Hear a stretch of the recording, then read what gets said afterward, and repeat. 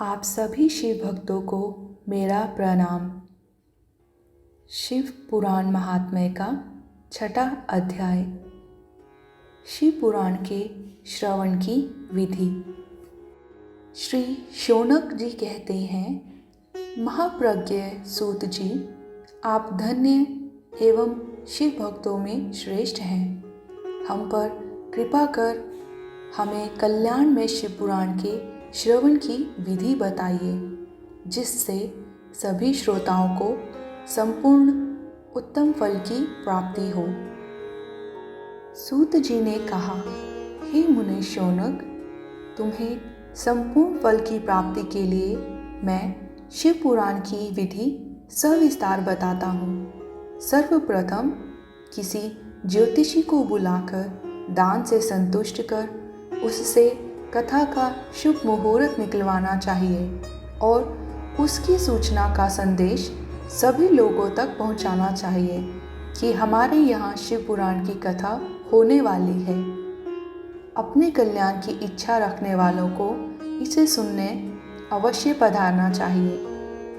देश देश में जो भी भगवान शिव के भक्त हों तथा शिव कथा के कीर्तन और श्रवण के उत्सुक हों, उन सभी को आदरपूर्वक बुलाना चाहिए और उनका आदर सत्कार करना चाहिए।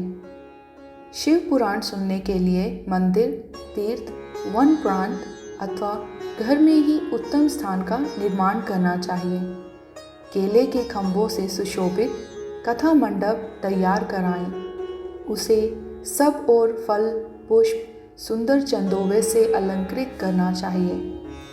चारों कोनों पर ध्वज लगाकर उसे विभिन्न सामग्री से सुशोभित करें। भगवान शंकर के लिए भक्तिपूर्वक दिव्य आसन का निर्माण करना चाहिए तथा कथावाचक के लिए भी दिव्य आसन का निर्माण करना चाहिए। नियम पूर्वक कथा सुनने वालों के लिए भी सुयोग्य आसन की व्यवस्था करें तथा अन्य लोगों के बैठने की भी व्यवस्था करें। कथा बाँचने वाले विद्वान के प्रति कभी बुरी भावना न रखें।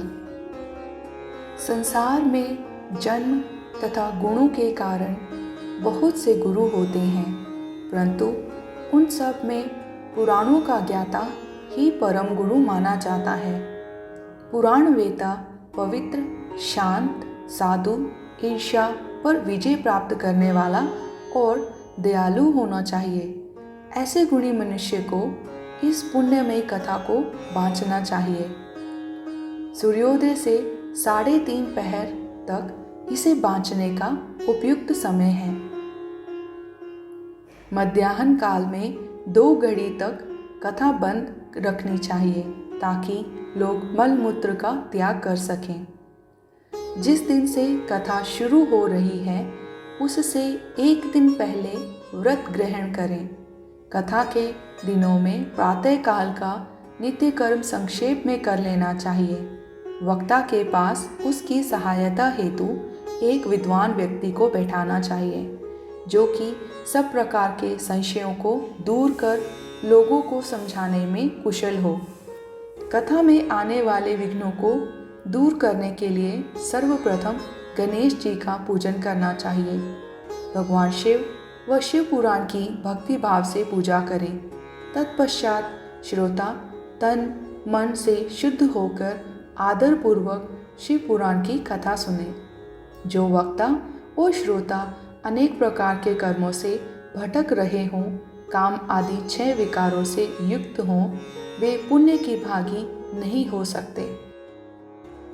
जो मनुष्य अपनी सभी चिंताओं को भूलकर कथा में मन लगाते हैं, उन शुद्ध बुद्धि मनुष्यों को उत्तम फल की प्राप्ति होती है। बोलो शिव शंकर भगवान की जय।